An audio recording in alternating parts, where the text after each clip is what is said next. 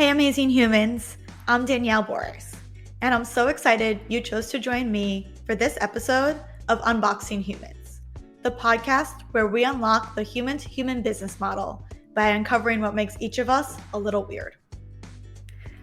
My guest today is Beth Hunter. Beth brings over 20 years of management and organizational experience with 5 years in experience management in a consulting environment. She liaises with client-serving leadership to staff engagement across business transformation, focusing on sales and service, pricing, and marketing. Beth enjoys connecting with other experience and resource managers to share best practices across companies' platforms and business environments because we truly are better together. Beth looks forward to continuing to learn, grow, and inspire in the experience management space. So Beth, thank you so much for being here. Thank you so much for having me. This is very exciting. So for any listeners who don't know, what is experience management? Experience management is a role that coordinates work assignments that balance the needs of the firm and the client. And if you're crafty, the individual's needs as well. So it's aligning the right consultants to the right projects at the right time. And that's so interesting. And from my understanding, you didn't start out in experience management. Is that right? I did not. So I was, how did I land here? So I was 40 years old when I earned my bachelor's degree. Did it while the boys were very small. For the kids that are listening, do it when mom and dad are paying for it when you're 18, 19, 20, much easier that way.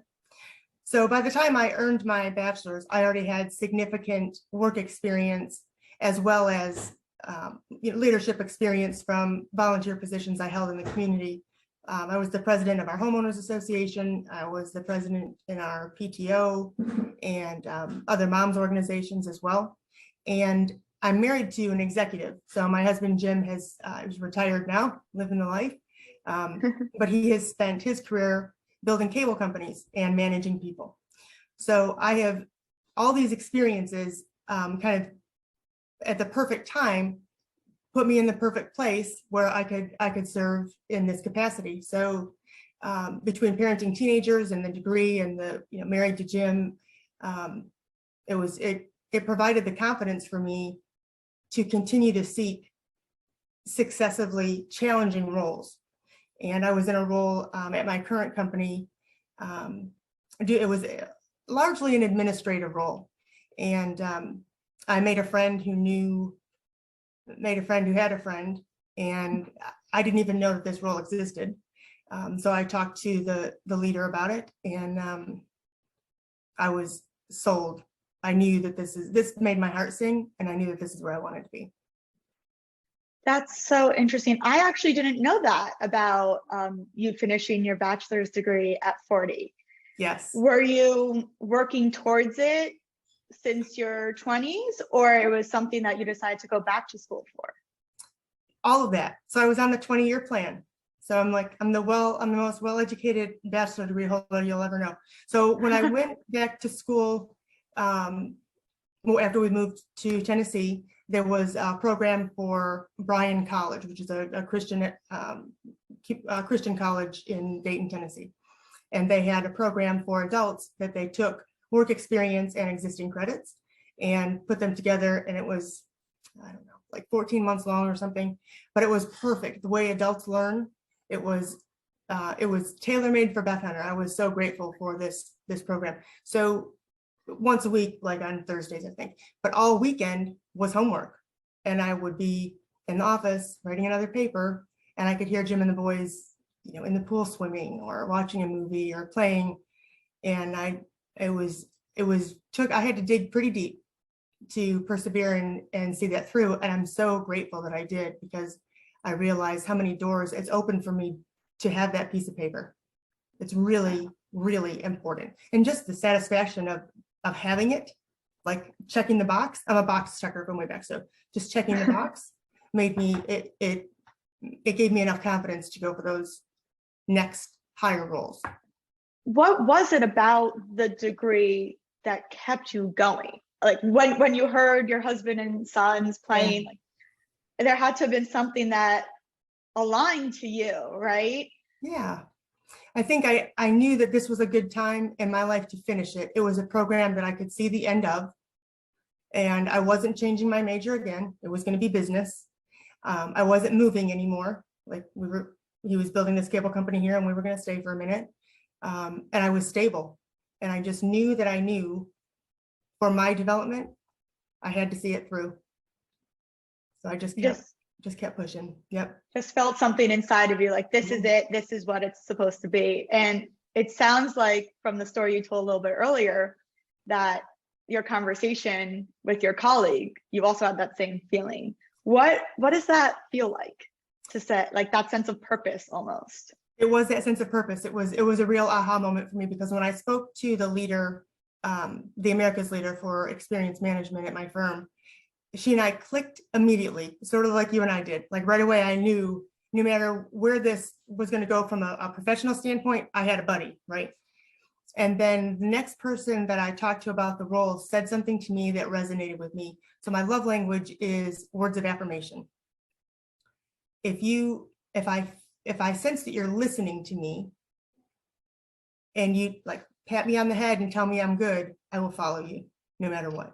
Definitely loyal for that. And she said to me, we are a team here. We rise together, we fall together, but we are together. And it just made me feel so like this would be a good place to grow from a professional development standpoint, because it would be safe. And I hadn't felt that before in many years, but I had felt it once before. So I knew that it was out there. I was excited about the prospect of having it. And I knew enough about the role to understand I could truly be impactful with respect to other people's careers. And that's what made me, those things all together created the perfect backdrop for me to take this role. And how did you know that having an impact on other people's careers was important to you? I'm unusually introspective and exceptionally sympathetic and empathetic. So I can see when I walk into a room, I can almost feel if there's any tensions or synergies. I'm very good at that, very sensitive in that regard, which I'm saying now in a positive light, but you can imagine that also has worked against me in the past. I've always thought, wouldn't it be neat if I was 25 and I had a Beth? So when I interviewed for this role, somebody said, are you okay taking direction from people that are younger than you are? And I said, yes, I've raised teenagers. I'm good at taking direction, making them think that it's direction that I'm taking, but spinning it so that it's a win-win for everybody. So when I took this role and I had, I think 100 people in my head count initially, I was very thoughtful about which project each person went to. Because if you think about staffing a project like spokes on a wheel, and each of the spokes is a human, right? If each human wants to be there, that's the project that's going to make them to the next level. They're going to learn the thing that they want to learn. They want to learn how to do market segmentation, or they want to learn pricing analytics or underwater basket weaving, right? Like whatever it is. If you can align that project, and a lot of things have to come together, right? Like the project has to be sold and available, right? We have to have the other components. The client has to want the project and communicate that in a legal manner.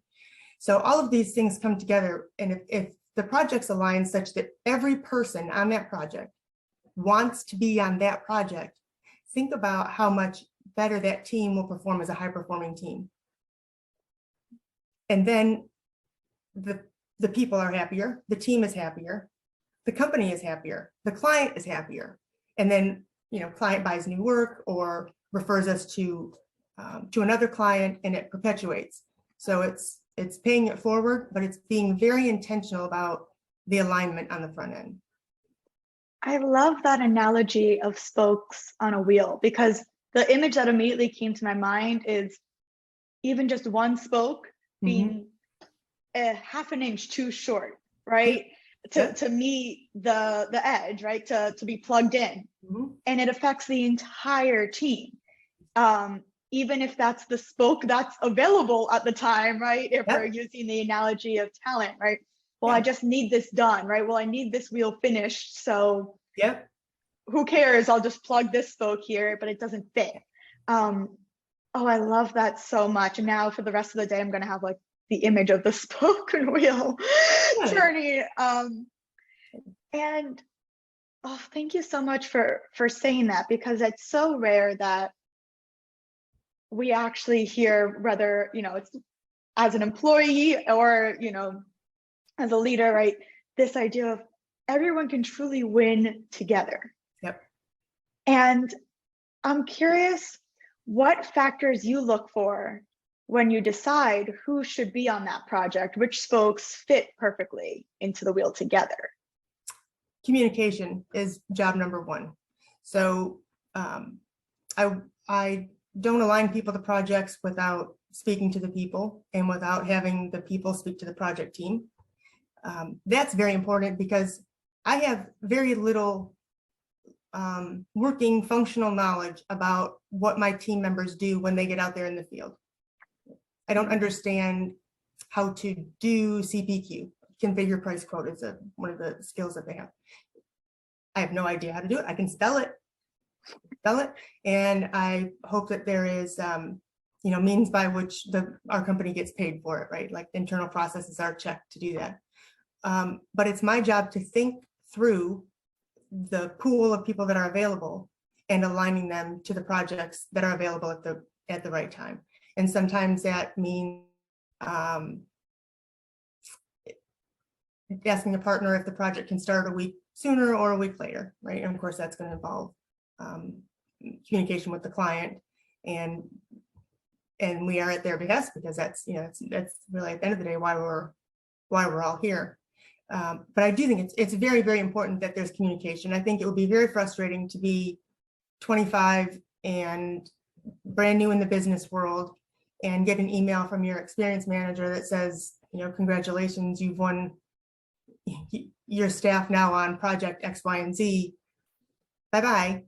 I just don't think that doesn't foster trust or communication or transparency. And I think in a team, my team now is 260 people. We have to be authentic. And it helps to be considerate. So, and sometimes I have to get in the middle and make sure that we're all being considerate.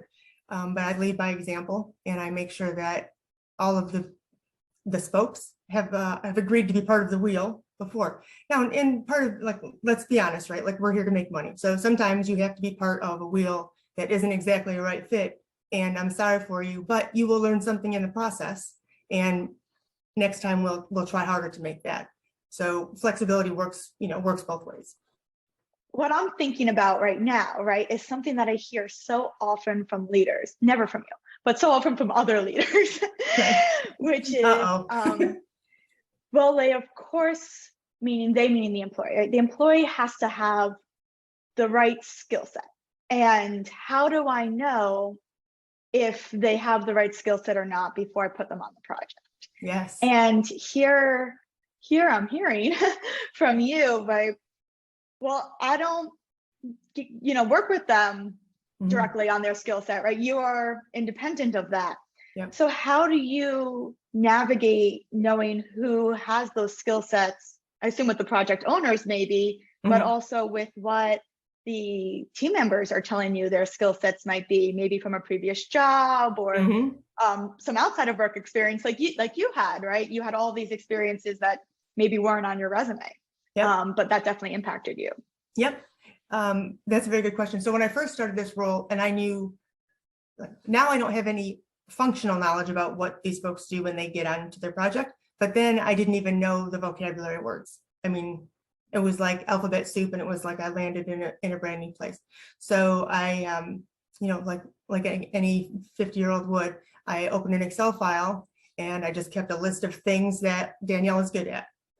And like, any differentiators, like, did you speak any foreign languages, or anything that would differentiate you, but also things that would be required in the normal staffing context. Like I need a staff or a senior with X, Y, and Z. In this way, when I had an Excel, I could just sort, who has this and then cross-reference it by availability. Now I know this team like I know my own family. So I don't rely on that so much. And on once a week, I call a staffing meeting with just me and the leaders in this group. And we look at the folks that are available, and then they bring their projects. And that's where the supply and the demand, kind of come together, and we're able to do that.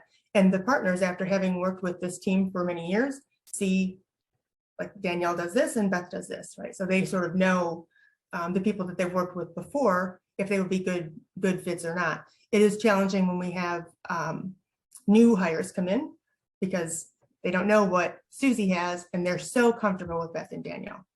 So we remind them that this is a teaching hospital and they need to teach. Like you were a staff once too. And I like when I'm talking to the partners that are 50 or 40, it's been a minute since they were a staff, but I often ask them to, like close their eyes and just remember what it was like on day one, when you had to walk into this big place of all these hundreds of thousands of people, and you were the brand new one, and how important it was for you to shine and to prove yourself.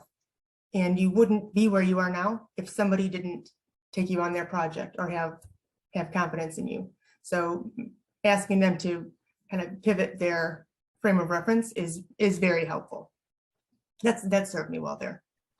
Yeah, where would they be if someone didn't trust that they could do it? Just believe in them, right? And give them a chance. That's so true. And it is hard to remember, right? It's the curse of knowledge, or I guess in this case, the curse of experience, right? As soon as you keep going, like, oh, I don't remember what it was like to be afraid to speak up or to not feel heard. Right? I'm heard all the time. And, I actually saw an interesting study recently about who's living their purpose, who feels fulfilled at work.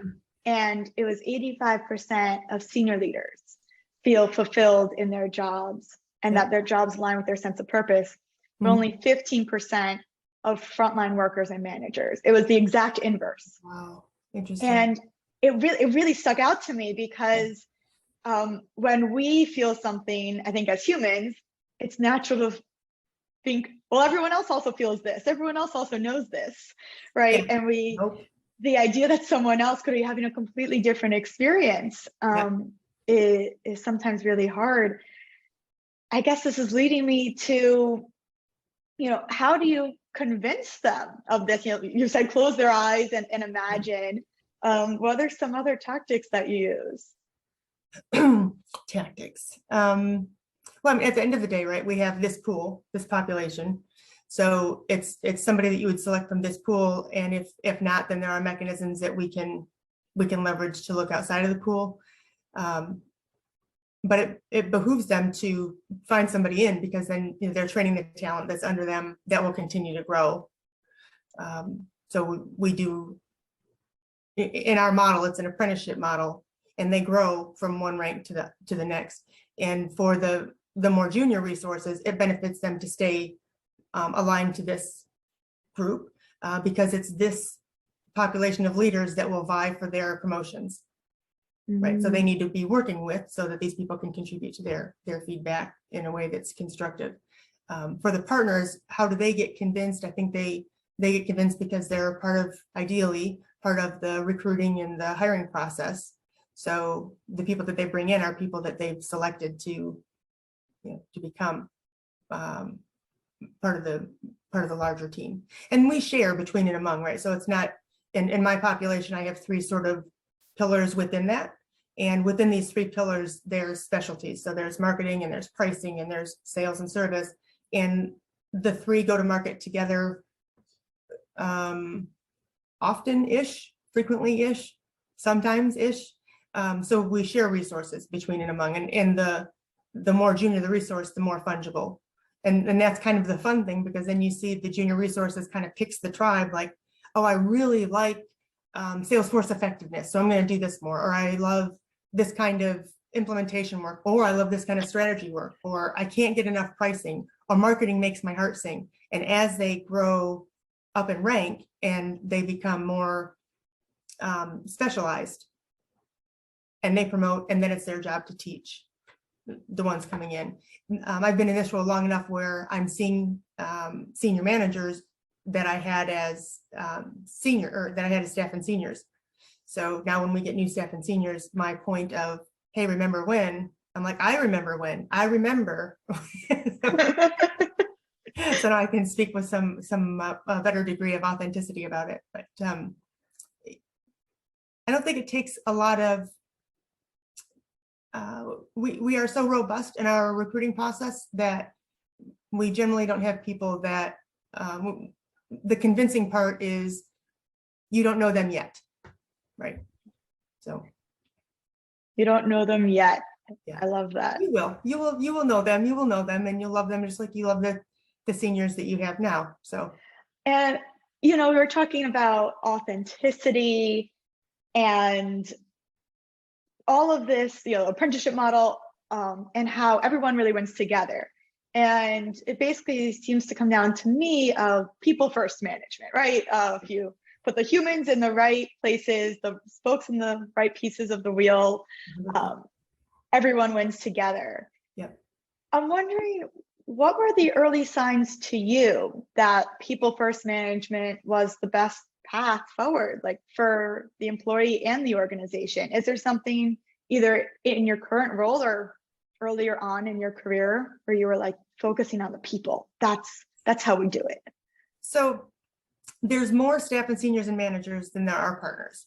So if we're looking at this from a statistical perspective, and I want to have the most number of the people happy with me, right? I'm going to make happy the most number of people that I can. So if I have like 22 partners that are mad, but I have 140 other people that think I'm doing a great job and are happy every time they talk to me.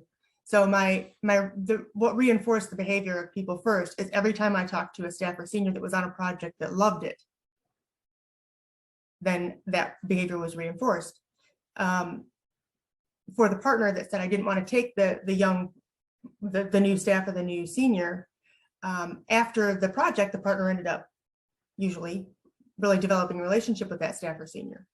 So the partners began to trust, and the staff and seniors began to develop the relationship, and it just sort of developed more organically. I have heard of experience management where they don't do it as thoughtfully, where it's more of a chess game, and maybe that's an appropriate model when the skills are different. But in this team where the skills are so varied, it really is important to be strategic about the alignments. And I've been afforded that it's worked out so well that I have been, because then everybody's happier. So even if it takes a little bit longer, everybody's happier and it's a better product and the client's happier, and we make more money in the long run. So that's what's been able to reinforce the behavior. You've seen quite literally, when you align people, everyone wins. The money, your org does better. Yeah. And then I trust even your leaders say to you, like, how are you doing it at your organization? Do most experienced managers perform this way, the same way as you, or are you doing things differently? It's an interesting question. My real answer is I don't know. I mean, I only know what I do, right? I think that it depends on the work being performed. So if you're talking about a population that is maybe data and analytics, where it's like financial modeling, and the more nuanced the work is, I think would benefit the more strategic the alignment.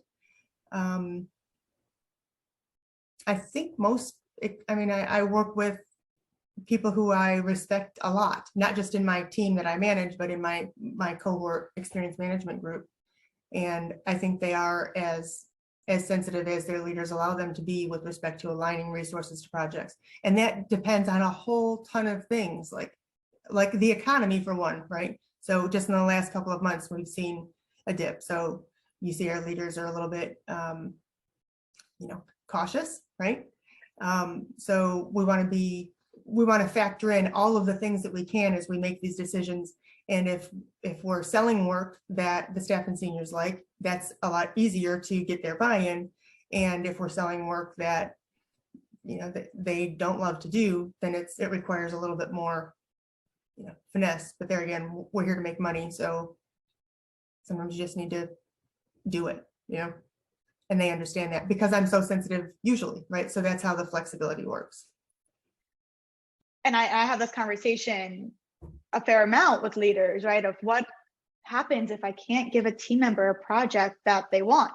So that's always going to happen, right? In every job, we're going to have to do stuff we don't like, but it's managing that conversation back to, I guess, your original point, right? The number one way you do it is communication, and saying you're seen, you're heard. I can't give it to you this time, but I will give it to you next time.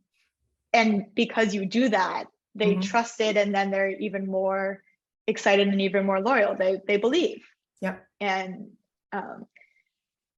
it's interesting what you said to me about even, within that conversation, explaining that they'll learn something, because even if I guess they're their available resource, if they're the available resource, then they know that you've chosen them as the available resource for a reason versus maybe another available resource, right? You're always trying to align as much as possible. Yep, for sure. It just makes more sense for everybody to have a vote. What if we had 10 people that were available and I aligned them alphabetically? Okay, let's just say that they got aligned alphabetically. And the first 4 people in that list really didn't like the project, but the last, the people 5 through 10, it would have made them so happy. Well, how much extra does it cost to ask them, hey, of you 10, like, who wants to do the thing? Doesn't cost you any extra money to ask that question. And you will learn something about the people in the responses. So just stop and listen, really listen to what people are saying, because they will tell you a lot about themselves. See, Beth, this is why I love talking to you, because no one has ever put it to me in the way you just did. Of we're all, the business is focused on money, and the business, we have to make money. So how much extra money does it cost to ask people what they want? It's like truly nothing, but it could save you, not only save you money if they leave, right? The statistic now is 1.5 times to 2 times someone's salary to replace them. Yeah. But it even makes you as the business more money, because they're going to do better work and the client is going to be happier. And it leads me to, to ask you, right, about this idea of, well, isn't someone gonna still deliver the work no matter what, right? Like, why do they have to be happier? And to me, and you tell me if I'm right, to me, it's because the clients are people too, right? You can tell when you're on a call if your team that you're working with at this consultancy is actually excited to be on your project and on your account, or if they're sort of dragging their feet. And who really wants to work with a client where everyone is like, yeah, this is what we're gonna do? Exactly. Look at our relationship, for example. When I see you on Zoom, you're happy to see me. So that makes me want to call you again, right? If when we connected, you were, forlorn and sort of, downtrodden, I wouldn't be as excited to reconnect with you, right? Because that's how humans are. And the employee-employee relationship is no longer transactional. It's transactional when it comes to the money piece, right? But we are also investing in the employee. So it's not just what the employee gives to us. And, you make this many widgets per hour and then I pay you X. It's you make this many widgets and then I teach you how to build a Canuter valve or whatever else the next thing is, right? So what are we doing to invest in them as humans? It's nature to want to grow and learn more, right? I'm the nosiest person on the planet Earth, which is probably why I'm so good in this role and so effective, is because I remember all the things, because I'm just nosy by nature. When we hire people, I go to Facebook and LinkedIn and Instagram And my kids try to teach me how to Snapchat, and that's above my pay grade, but I do all the social media things to like check out the people that we are hiring, so I know more about them. Because in being nosy, I can be more thoughtful. If I know what kind of things you like to do in your, like, what if you really like to work out? Then you might like a project for an athletic brand, right? Yeah. If you're a foodie, maybe then you'd like to do a project that's related to consumer products retail in the food industry. So just having this background knowledge and being truly thoughtful about how we can not be purely transactional in our relationship, employee to company, how we can make that bigger, better, fuller, and more satisfying for all parties involved, because then that endears us to each other isn't the right way I want to explain it, but ingrains us, deepens the bonds, makes us feel more connected for the long haul. And that's my end game. And there's so many things that I want to dive into from what you just said. And the first is the long haul, right? And I feel like often we get so caught up in this short term. And when you're in it for the long haul, especially in like a client partner relationship, it's okay if you have a bad quarter, right? Because the team is what will keep you there. It's almost like just as anyone at work, right? It's okay if you have a bad day or a bad week, if you know that everyone is in it together, right? And so I speak to other consultancies just in my daily life with my business, right? And they, say, look, well, we just have to meet their number, otherwise they'll drop us. And that to me, I'm like, if you have clients who are constantly dropping you because you miss the numbers once, that tells me a lot about your team and like how you're aligning your team to the right client. Because missing the numbers every single time is one thing, but once, I don't know, if I have a great team and I really believe in them and I feel connected, like I'll probably stick with it for at least another time, right? And so I said, like, that's even more important. You're missing the bigger picture. You're losing out on money, and it's a totally solvable problem. When I, came of age into work, what a weird way to say that. When I got my first job, people were trying to really hide their social media from their employer because they said, oh, I don't want my employer to know, like, I need to keep these lives separate. But we're all one person. And so much of the inspiration I got, especially in my first job, would come from a lot of things outside my day-to-day work. And I would then go into the office and say, I was watching this really interesting segment on the news about how many people are buying clothes for their dogs. Have we ever considered that for our business? We had this whole e-commerce franchise, right? And I, said I want to do all the research on it. And if people knew how much I love pets, I'm a huge animal person. Not necessarily a huge dress up your animal person, but a huge animal person. They would have said, oh, maybe there's an opportunity for Danielle to explore something with, how our company can align with animals. And when we just look at someone's job title, we miss all of the other humanness. Yes. I'm curious. I'm not just a mom. I'm not just Max and Jimmy's mom. I'm not just Jim's wife. I'm not just the experience manager. I'm not just the Sunday school teacher. I'm all of these things. And that's what makes the human, right? That's what makes the human. And if we aren't considering that holistically, then we're really doing ourselves, our clients, our teams, and our companies an enormous disservice. But you know who gets the shortest end of that stick is the individual. We have to, and I think now, so I've been in the workforce for, a hot minute. And I've seen now that companies they genuinely hire with that in mind. Most companies, right? I'm not talking about like, mom and pops, or I'm not segmenting that statement into any particular like big box store or not big box store or corporate America or what. I'm saying we are realizing more and more that hiring the person means hiring the whole person. and embracing that from a leadership standpoint, because that's good. You don't just want this part of the person, you want the whole part of the person. It benefits everybody. It benefits everybody to consider that. I mean, how boring of a place would it be if we just were rubber stamping? I mean, there's no fun in that. Look, I mean, you mentioned it earlier. I mean, we all have to do things in our jobs that are a little bit less than fabulous. Right before this call, I was doing some reporting, which I just don't love. I just don't love it. I very much dislike it.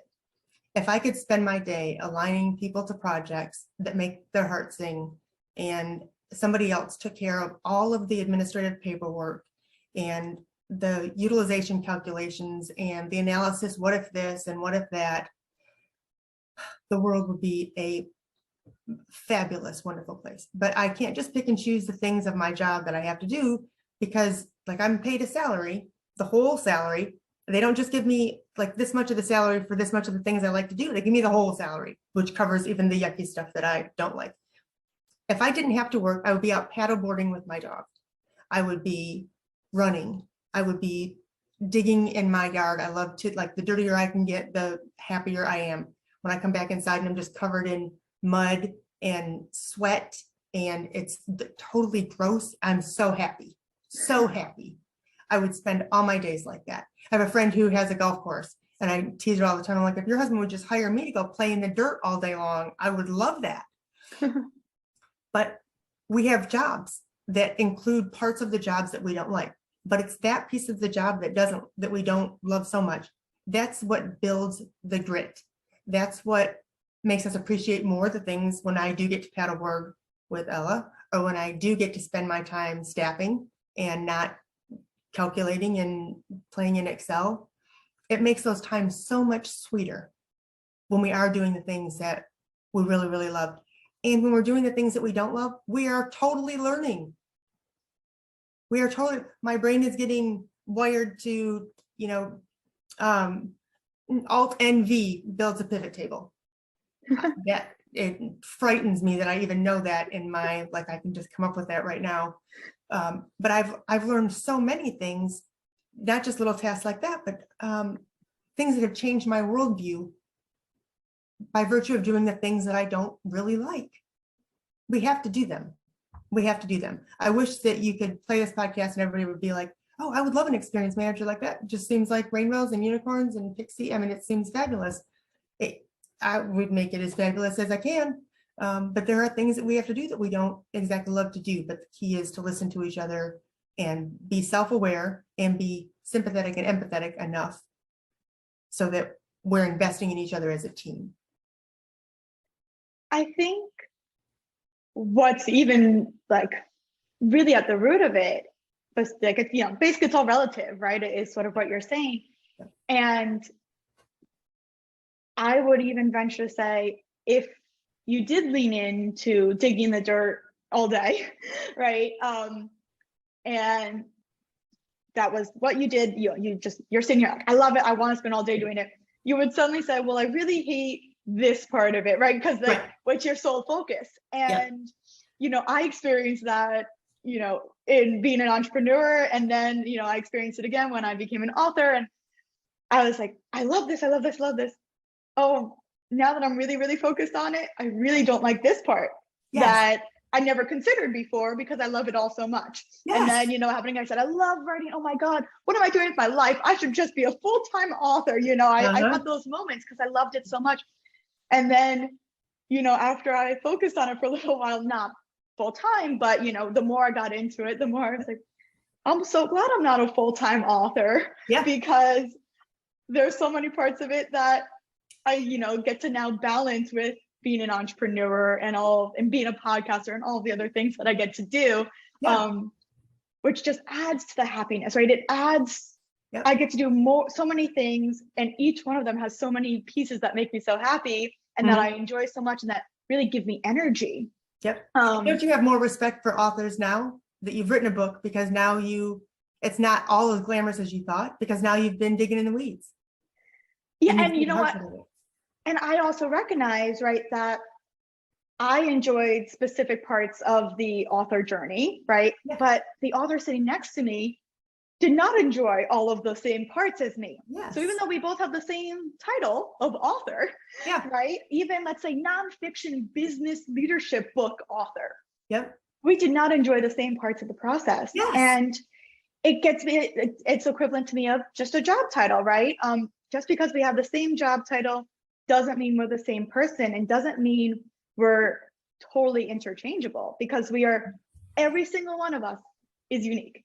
Every single one of us has had our own lives, our own experiences. And I just love this so much, is that no two people are the same. That's right.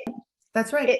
Even identical twins, right? Yeah. They do not have the same experiences, which makes us fundamentally different. And you have found a way to systematically, really get to know that person and harness their individuality for the benefit of them and the, project leaders and the organization. Mm-hmm. And I appreciate that so much. I love talking to you so much. Oh, thank you. Thank you. I appreciate you giving me a platform to share how much I really enjoy my role. And I hope that it inspires other people who are maybe considering a move into a role like experience management to pursue it, because I found that it's very, very fulfilling. Oh, I feel like every leader has an element of experience management. The thing that I love the most about the role is my ability to hone in and be intentional and to really listen and understand, to seek to understand. And you don't have to be an experience manager to seek to understand. In your connections with people day to day, as you're flowing through your work day and your home life and parenting and extracurriculars, be present and thoughtful and ask questions not to make your point, but to understand somebody else's perspective, because through that is just significant growth, and through that comes so much fulfillment. Beth, thank you so much for joining me today. Thank you so much for having me. It's been great. Thanks for listening to this episode of Unboxing Humans.